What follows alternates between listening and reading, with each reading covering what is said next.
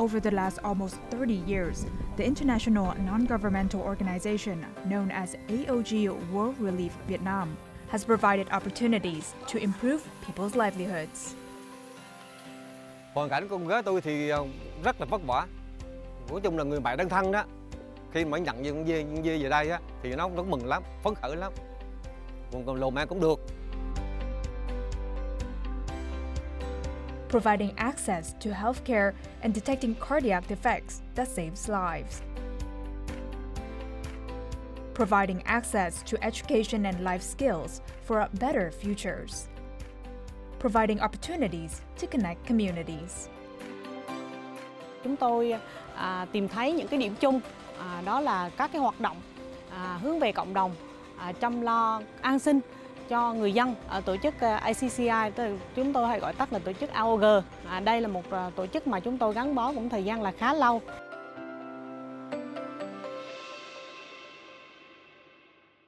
Together, all things are possible and vision can become a reality. Bearing that in mind, our guests today, Rebecca and Kelvin Windsor, as well as their charity that they represent, AOG World Relief, has dedicated over 10 years to supporting those in need, children and adults alike in central Vietnam. And so today we'll have the opportunity to listen into their ongoing journey in Vietnam, which we hope that you will find it inspiring. And so thank you so much for coming to our show today, Rebecca, Kelvin. Thank you so much for having us. Yeah, it's great to be here. And so my first question is for you, Rebecca. So like in 2006, you came to Vietnam, right? And just after 2 days, you decided to make it permanent. But I was here on a pre-planned trip for 3 weeks. And so within 2 days of that trip was like, yes, this is, I want to do this. So I went back to Australia, sold everything, finished up work, said goodbye to the family, and moved back early 2007. And so how did you two meet? Well, actually, we were on a short-term trip here. I was on a short-term trip to Vietnam, and we came to visit the projects that AOG World Relief were running at the time, and seeing how we, as donors and partners, could help and provide stuff with them. And so Beck was already working on the team here in Vietnam and with the organisation, and we met. And so Vietnam started to look good to me. And so you came back to Vietnam in 2011. Yeah. Together, as you know, as a newlywed couple. What motivated you guys to go back? Yeah, it was just the heart to help the Vietnamese people. Does the charity work also help contribute to, you know, that love, that Yeah, decision absolutely. to stay? Yeah, absolutely. Like, we have an amazing team. And they are family. They are incredible, and they've always been there for us. And then on top of that, being able to just give back. Know that you're doing something of worth and value within the community and within the people, and being able to share love to other people. That really helps, and it really makes a purpose of being here. How did the work of AOG World Relief begin? Yeah. Yeah, well, November 1996 was the signing of the first MOU. And then the first project was child sponsorship for a handful of kids. And now, 28 years later, it's a very different space, but our focus is in central Vietnam, and particularly in Đà Nẵng and Quang Nam. So what are some of the key missions of AOG World Relief in Vietnam? So as an organisation, our firm belief is we pursue justice through empowering people to transform their community. We want to be able to give people the resources they need. We're not coming into a community and go, hey, we're the saviours, we can solve all your problems, or go, these are the 5 things that you need to do here, and then walk out of the community the next day because we don't live there, we don't work there, we don't sleep there, we don't raise our children there. But we want to come alongside communities and people and families, empower them, uplift them, and be able to help them with resources so that they can then in turn transform their community. So what are some of the categories of support that you guys all provide to the people? our main focus is community development, but there's also emergency relief as is needed. So obviously during the pandemic we were a little bit busy there. But one of the first avenues would be rural development and income generation. ACCI International is an international non-governmental organization founded in Australia. ACCI first signed an MOU with Vietnam to establish AOGWR Vietnam in late 1996, also known as AOG, in Đà Nẵng City, Vietnam. AOG provides opportunities for those facing difficulties to improve their circumstances by equipping them with the skills and resources needed to make themselves, their families, as well as their wider communities more resilient and better connected. The organization has developed practical projects and programs, such as rural development and income generation in central Vietnam, helping people grow suitable crops and raise livestock to improve their quality of life.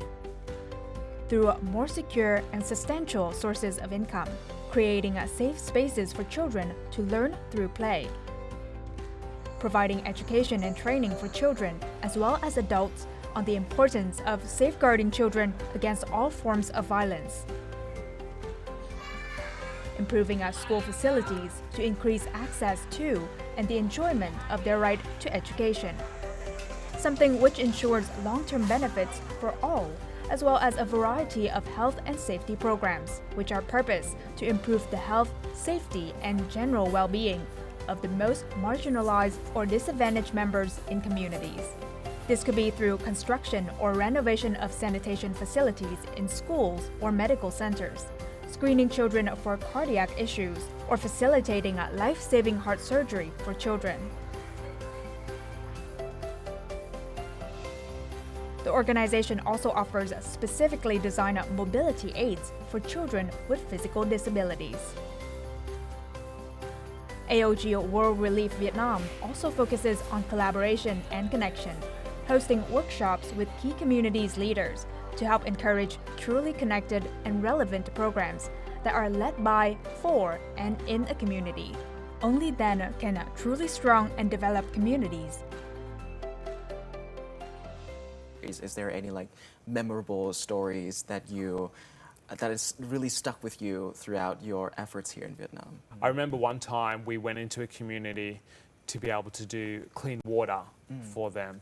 And so did a survey, and a few months before, the army had come in and done some health checks with the community or with the school, gone in there, checked them all through, and then we came in a little bit after that and put in a water filtration system for the school so the kids can have clean water.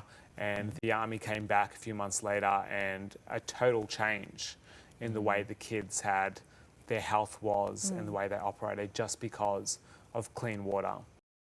Can you give like an overview on the data or like some of the numbers of the people, of the number of the people that you guys have supported throughout the years, especially like the heart surgeries that I find really impressive.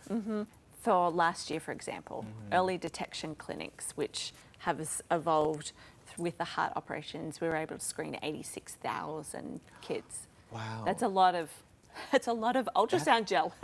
That is a lot of numbers. Yeah. So, not sounding funny, but there are some pretty amazing lives that, and figures. We can roll out the stats and it can sound really impressive. But for us, it's the individual. It's the child. It's the family. I remember on my first visit in early 2007 when I first moved back, one of my first visits into a community, and the community had just been affected by the 2006-2007 typhoons. They were some of the highest category storms and winds that Central Vietnam had experienced, and meeting this one woman who had lost her husband, her brother, both her sons, as well as her father. What is one way that we can help? Just put one foot in front of the other each day, and for her it was income generation. And for her what that looked like was making fishing nets. keeping on that family trait of the knowledge that she already had, Right. and still flying the flag of what her family had meant to her, but making high quality fishing nets to then be able to sell, and how blessed we are to be part of someone's world, to be invited in to their space to hear their story. And try and come alongside them with dignity. One of the more impressive categories that you guys have done is to prep children with life-saving skills. So, swimming. Yes. I heard that you guys have this goal of like training children on how to swim at least 100 meters. Is there a unique story behind this 100 mark? So 100 metres is an unusually wide river or lake size for Vietnam, and so that 100 metres can help get them to that shoreline, to get them to where they need to get to safety and to be able to tread water for 2 minutes. Because even if they've run out of that 100 metres, they can tread water and then paddle a little bit further. And we were able to partner with a deaf school. And so, the Department of Education, they selected the swim teacher, and I believe he was a former Olympian for Vietnam. So they brought the A game, and he was built like a tank. It was just like, it was very intimidating. And just to help put the kids at ease, I remember the director of the deaf school, this amazingly built swim teacher, as well as Kelvin, were invited into the pool to have a race. And you can imagine how the race went. But we won't tell you what position I came, but I got bronze medal. So, For sure. In a race of 2 and you got bronze. Yeah. But it really helped put the kids' hearts at ease, and the parents, and just the opportunity.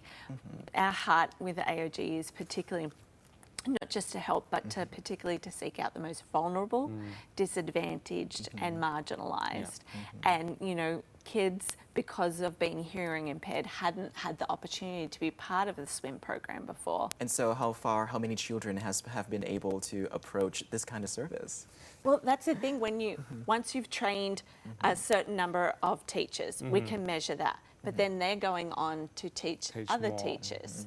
And then the students are going on to then, the next lot and the next lot. We're talking tens of thousands now. There's also another aspect of support that you guys also give is mental health. And not just for children also, but also for adults. With the pandemic, online safety became a new element in which we really facilitated training and helping kids as well as adults, as well as teachers, to be mindful of things to look out for, not just in terms of abuse of a sexual nature, but physical, cyber, emotional, all of those things. And another thing that's being talked about more globally is mental health, and not in a hashtag kind of way of this is a popular thing, let's talk about it. Is it just not just a talking point? No, it's not a meme, and not just this is a point on the UN's platform for development, but and particularly for children.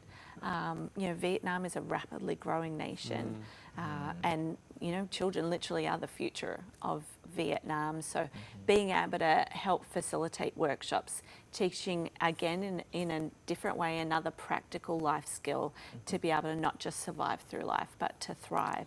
So we're really excited about these workshops, working with the Department of Health and Education and our other partner agencies to deliver these workshops, engaging kids, their parents, It's just being able to, for children to know that there's people that they can talk to, safe people, that the emotions that they have in their life are not bad emotions, but how do we outwork those things? And then who are safe people to be able to talk to? And the government has a hotline, which they can call when kids are in trouble.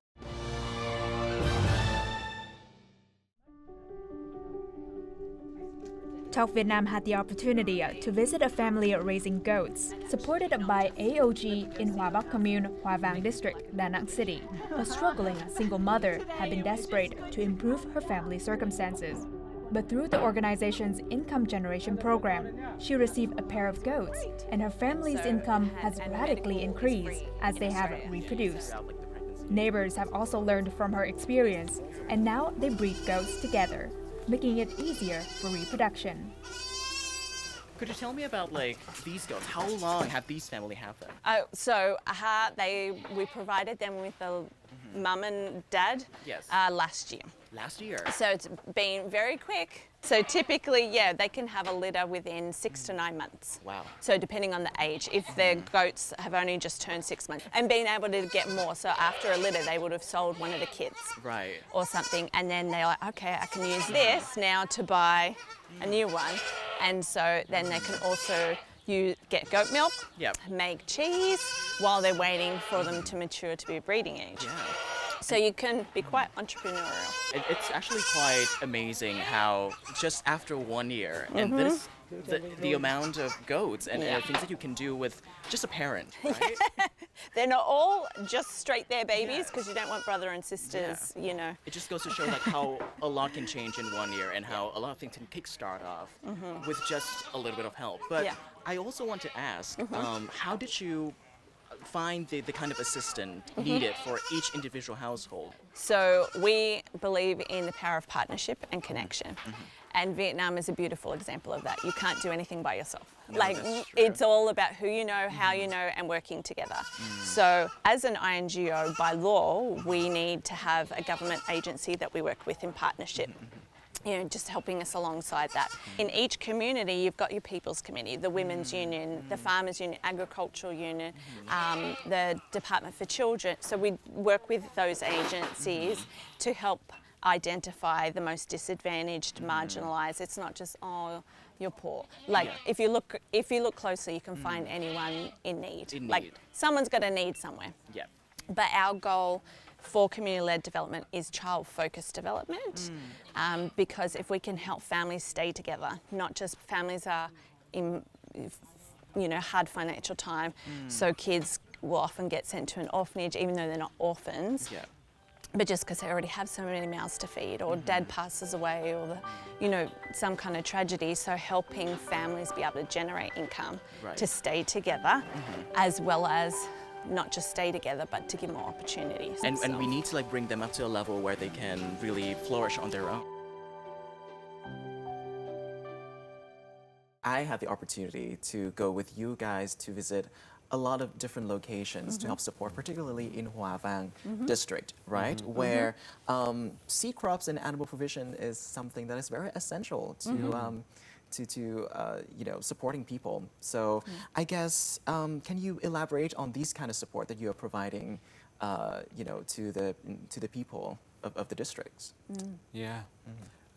So part of our initiative with rural development is to be able to help families, especially on the lower income level, where families are they're just down and out. Every situation is different and circumstances changes. We have single parent families where a spouse has died, gone out to work, or there's been a sickness in the household and they've died. Or you've got families and parents where the child has cerebral palsy or another kind of disease, and there's someone who needs to be at home 24/7 to be able to look after a child. And so these families are in a position or a situation where they're not able to earn as much income. And so what does that mean for the household, for the family, for the kids? And so they're on the reliance of everyone else. And how about we equip the family and their family members within that family, so that as a parent, I now have pride and joy to be able to send my child to school. And a seed crop or a seed animal just helps to diversify a family's income. And so a lot more income is being able to be earned through the family, through this seed animal, or through this crop. Is there any specific goals that you guys are thinking that that AOG is going to address in the future as Vietnam develops? Yeah, for sure. Like child mental health, that's one of our our priorities for this year. You know, that Vietnamese are very clever and education is a huge priority for the nation. You can tell. And so coming alongside, again, how to keep propelling and making education truly accessible for all. We believe in equality and equity. It's not either or, it's both. So exactly finding pathways, promoting pathways, not just, oh, you're financially poor, let's help you there. But how do we help with emotional poverty? Yeah. How do we help with mental poverty? Those kinds of, it's multidimensional. It's not just one way. So continuing with our life skills programs, speaking about people's worth, purpose, value, practical things about road safety, continuing that with kids, even including why wear a helmet and no, it's not because the policeman's going to find mummy and daddy.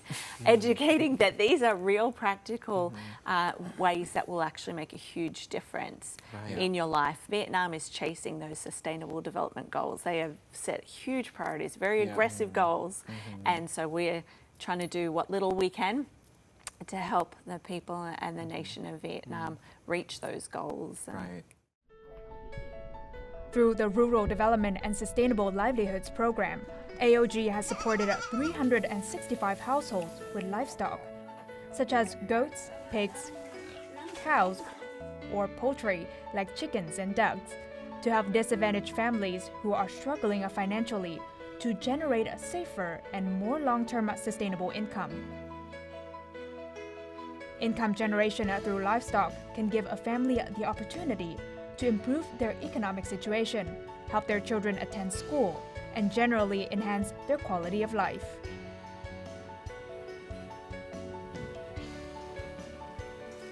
Nghĩa, who has 4 children in Quảng Nam province, is a prime example. Her husband passed away over a year ago due to a traffic accident.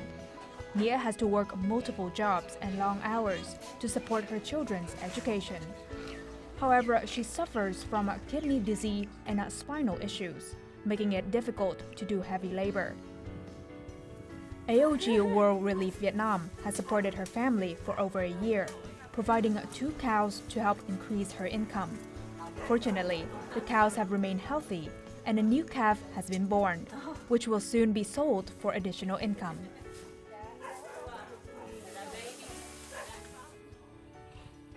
Hạnh family in Hòa Bắc Commune, Hòa Vang District, Đà Nẵng City is another example. As a single mother facing economic hardship, Hạnh has struggled to raise her daughter and later support her grandchild. AOGWR Relief Vietnam provided her with a calf for additional income. Now after a year, the calf has grown healthy and is ready to reproduce, bringing in a much-needed additional source of income. Tôi chọn bò để tôi nuôi để kiếm để sinh để cho có giống là để có mình có cái giống mình năng lên càng lớn càng chắn đỡ giúp cho mình cái tương lai để cho có một cái vốn mà mình là tài trợ giúp đỡ cho tôi để cái món quà để sinh kế lâu dài. To identify families in need of assistance, AOGWR Relief Vietnam actively collaborates with local authorities, DELISA, and many other agencies like the Women's Union to visit each household and better understand their circumstances. Trong quá trình hợp tác thì chúng tôi cũng có những cái cách thức, phương thức triển khai làm sao đó cho nó khoa học nhất. Hàng năm thì chúng tôi trên cơ sở đánh giá, khảo sát tình hình từ những hộ gia đình hội viên phụ nữ của chúng tôi, đặc biệt là những gia đình hội viên phụ nữ mà thuộc dạng thuộc là nghèo hoặc là cận nghèo, có những cái hoàn cảnh khó khăn đột xuất, và trên cơ sở đó thì chúng tôi cung cấp thông tin AOG tại Đà Nẵng. Còn đối với lại sinh kế mà như là chúng tôi hỗ trợ về vật dụng buôn bán hoặc là những chị là thợ may, hỗ trợ máy may và các cái hoạt động của tổ chức AOG đều giúp cho hội viên phụ nữ của chúng tôi có thêm nguồn lực để có thể là phát triển kinh tế gia đình cũng như ổn định cuộc sống, đặc biệt là đối với hội viên phụ nữ mà thuộc diện là nghèo khó khăn hoặc là nhiều hoàn cảnh như mẹ đơn thân.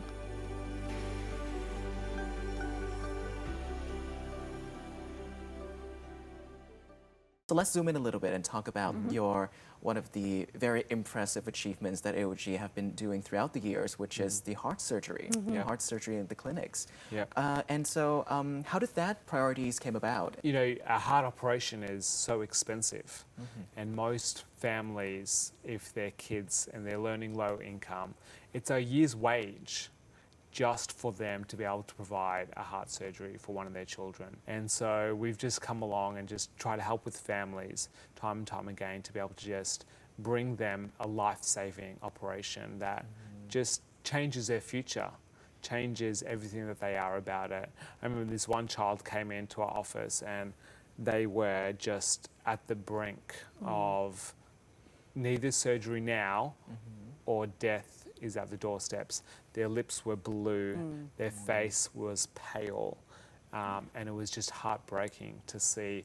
And they were literally parents coming to the door going, we need support or else our child is not going to, you know, see out the month. And when the child came back a month or so later after having the surgery, and I think they went straight to the hospital after coming to us, you know, a month or so after, and this child was just totally different, totally changed, a smile on their face, a new release of life. According to the World Health Organization, cardiovascular diseases are the leading cause of death globally. In Vietnam, cardiovascular diseases account for 31% of total deaths. Congenital heart disease, in particular, needs to be detected early in children to ensure timely intervention. This will improve their health, quality of life, and chances of survival. Therefore, AOGWRVIETNAM Vietnam has focused on developing early screening clinics projects and facilitating heart surgeries for children. From 2020 to 2024, through the program's Healthcare Cooperation Project, over 260,000 children in Đà Nẵng City and Quảng Nam Province have received screening for congenital heart disease. In that same period, more than 150 cases have been detected, and AOGWRVIETNAM, along with the Congenital and Structural Heart Department of the Cardiovascular Center at Đà Nẵng Hospital, has performed heart surgeries on these children.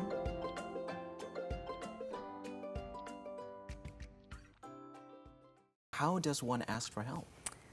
One of the key ways now is actually through an initiative that we developed 5-6 years ago of early detection clinics, where we find sonographers, cardiac specialists in hospitals and work with key hospitals, getting the doctors, getting their equipment and busing them into schools directly instead of, hope that people have money to come for a health check and, we found out, so there's a problem.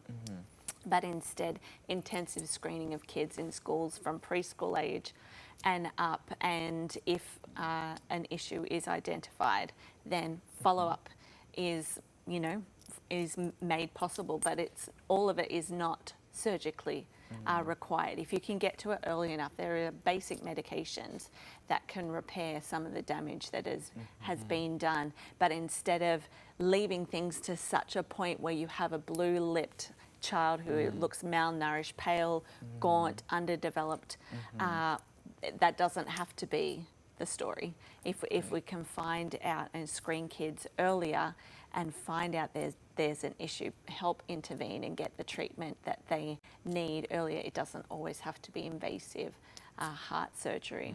Do you remember the biggest success stories when it comes to, heart surgeries? To me, they're all successful. Any life that is saved or intervention that is made and saves a life. For me, I think that the story for me that has lingered the longest with Operation Heartbeat is the one patient that we lost. Wow. It's a long time ago, but I still get emotional thinking about it. But we found out too late. Parents found out too late. And they passed away before that operation could happen. Yeah. So for me, it's not just the success. There's still so many kids that need to be screened and checked and helped, but it's being mindful where we weren't able to help quick enough, and that stayed. Meet Cống, mother of a 5-member family. Her husband was the main breadwinner, but during the COVID-19 pandemic, he lost his job, putting tremendous financial pressure on the family as they had to care for 3 young children. The eldest child was born with congenital heart disease. The second has neurological issues, and the third also has a heart condition. AOGWRVIETNAM Vietnam's early detection clinics play a crucial role in discovering the eldest child's heart disease and facilitated heart surgery for the child in 2022. Gia đình tôi rất là nghèo, bên hộ nghèo. Tôi được bên AOGWR trợ gì cho con để mua kim. Tôi rất vui và rất cảm ơn các nhà trợ trợ.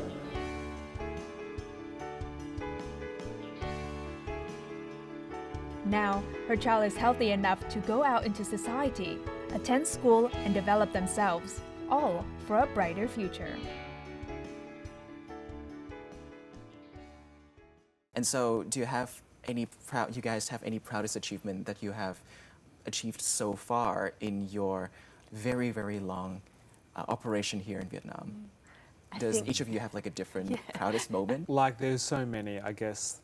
The biggest success is just seeing the lives changed, knowing the impact. But a couple of stories, at least one, is we were out in a community once and there was this girl, well actually she was a woman, she was about 30 years old, and she looked like she was 12. Wow. And she was day in, day out, she lies on her bamboo mat just in the corner of her house, and that's where she spends her day. Her mum and dad are there, her grandmother still helping to support her, be with her, but she can't move because of the cerebral palsy that she has within her body. And we're able to provide her with a mobility aid, a wheelchair. And just as soon as she got that, just the smile on her face, that now she can, her parents don't need to carry her everywhere around, but she can go out past her front gate and see her community, see the people, see her neighbours. And so once again, we're not doing all the work in it, but just that provision to help ease a burden and help bring support to them. It's just so very surprising to see how little can change so many people's lives. And certainly, AOG has changed a lot of people's lives, but I assume it has changed you guys' lives as well. Oh, immensely. It makes you re-look at things, the things that you value in life, the things that you think are important, when you see other people and how they live. And the simplest things that make them happy. Sometimes we're like, oh, my phone's not working at the moment, or my TV's not big enough or clear enough, and I need something bigger and I need something better. But those things we think make us happy, but they really don't. Sometimes it's those basic things in our life that just provide us with joy. Not just happiness, but joy within our lives. It's humbling to be welcomed into someone's home, to be welcomed into their story. Thank you for allowing us to be part of it. And what do you want, you know, the next part of your story, the next part of the story of your life to look like?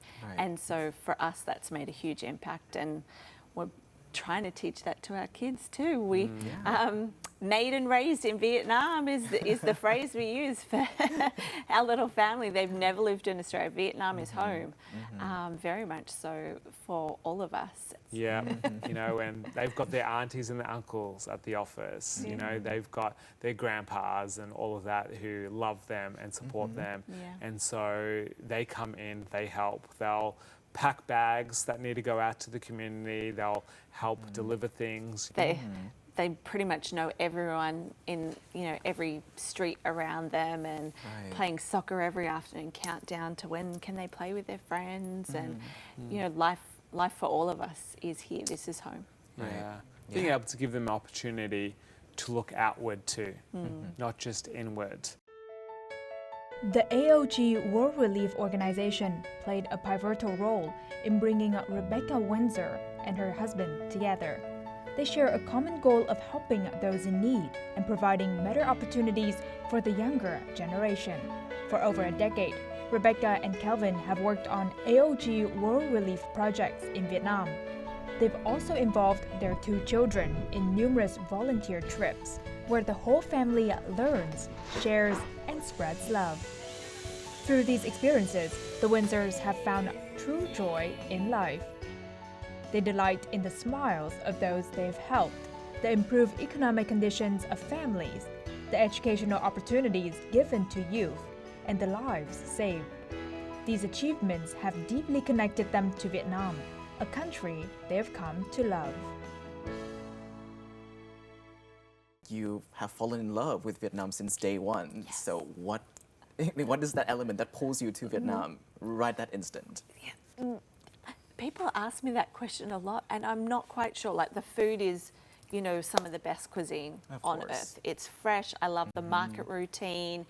You know, things don't sit in the freezer. You get your food fresh. You pick your chicken, and that will be your chicken for dinner. Like, I love that, and the tastes are just so different and so fresh. But Vietnamese people are so friendly, and I have an affection for Vietnamese women. They work so hard. Families, careers, the best cooks in the world. They're amazing. It seems like there's nothing they can't do. So for me, you can find beauty and landscape and all of that no matter where you are in the world. So for me, it's not the scenery. Food is food. I love food. I eat a lot of food. I appreciate it. I love cooking. But again, it's not the food. It is the people. Yeah. Very much. Open hearts. That Vietnamese would do anything to help you without an agenda. No matter how cynical you are, it's not an agenda thing. There's a genuine openness, which I think is a very unique quality and one of the things that I fell in love with in the first place. The great Vietnamese cuisines that we get from both central, north and south sort of combined that comes in with it. So it's a great area. Education is increasing along with, especially with the IT industry. There's a lot of big push with the FPT city and a lot of things that are happening there, as well as it's growing, providing more opportunities for people to be able to come in, bringing as well experts in from various different fields from around the world. So it really is a great city to be a part of and to be in that just really promotes a great place to live. Wow. And I keep saying this over and over again, but like, you know, time changes and you have been here for a long time. So obviously priorities changes, but throughout the year, what has been the consistent factor that keeps you staying in Vietnam? Yeah, just what we're doing, believing that we're here for a reason and for a purpose, to be able to help people. And that's what keeps us here. And so, you know, if everything else was to fall away at the wayside, like the number of surgeries and things that Becca's had to have and the challenges that life just throws at you, you know, parents or stuff being sick back in Australia, or challenges that are happening there, or finances that are, you know, ups and downs with it. It's just, we know we are here for a reason and for a purpose, to help the people in Vietnam, to be able to be a bridge, a gap, to be able to help with resources. And so that's why we're here, that's why we stay. Well, I guess that is a very beautiful note to end our conversation on today. Thank you so much, Rebecca and Kelvin, for coming over to Theo, Vietnam to share the good deeds, the efforts of AOG World Relief in Vietnam, and what they have been doing and achieving in such a long span of time. And we hope to see you guys more in our efforts to improve the life of not only just people in Đà Nẵng, but also the general quality of life of Vietnamese people in general. And to our audience at home, I hope that this story has been an inspiring one for you guys. And I'll leave you with this. What are you grateful for today? Thank you so much for watching. Goodbye for now.